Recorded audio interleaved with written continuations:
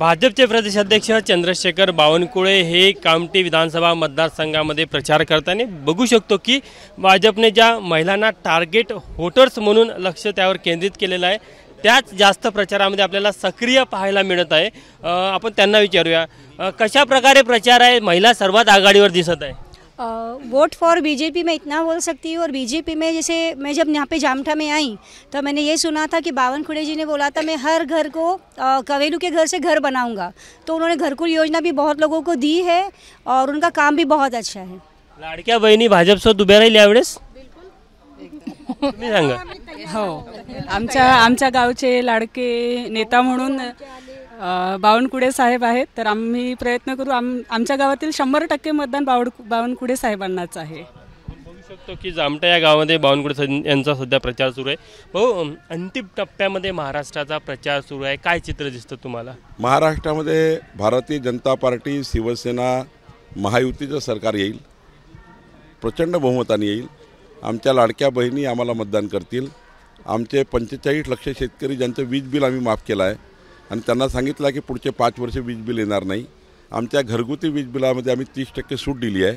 आता हे पुढचे बिलं जे आहेत ते 30% कमी येणार आहे। प्रधानमंत्री सूर्यघर योजना येणार आहे। मुलींना आता मोफत शिक्षण येणार आहे। मुलींना आता मोफत शिक्षण आम्ही देणार आहे। KG ते PG पर्यंत मुलींना आता मोफत शिक्षण असणार आहे। 58 योजना घेऊन आम्ही आलो आहे। भाजपचे टार्गेट वोटर्स या महिला आहे?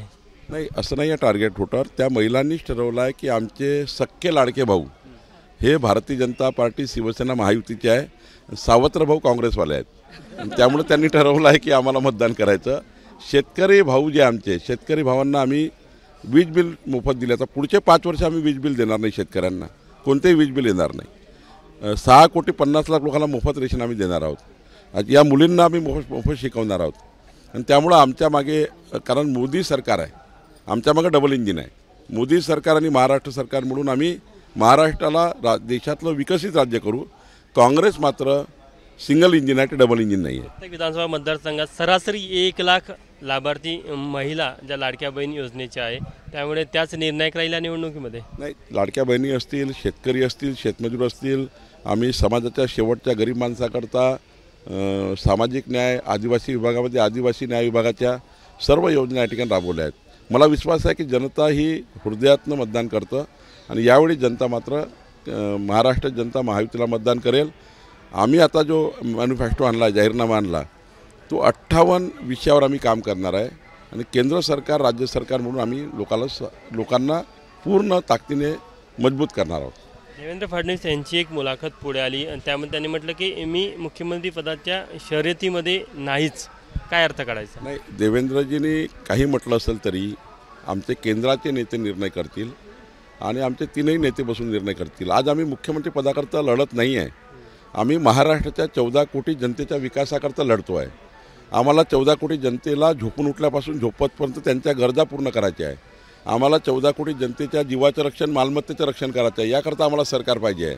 आम्हाला सरकार काही आमचं साध्य नाही आहे, सरकार हे साधन आहे ज्यातनं समाजाच्या शेवटच्या व्यक्तीचं आम्ही कल्याण करू शकतो, असं सरकार हे साधन आहे। त्यामुळे याकरता आम्ही काम करतो आहे। तुम्ही एक शब्द वापरला, देवेंद्र फडणवीस म्हणत असले तरी, म्हणजे एक संकेत समजायचा की अजून शर्यत संपलेली नाही।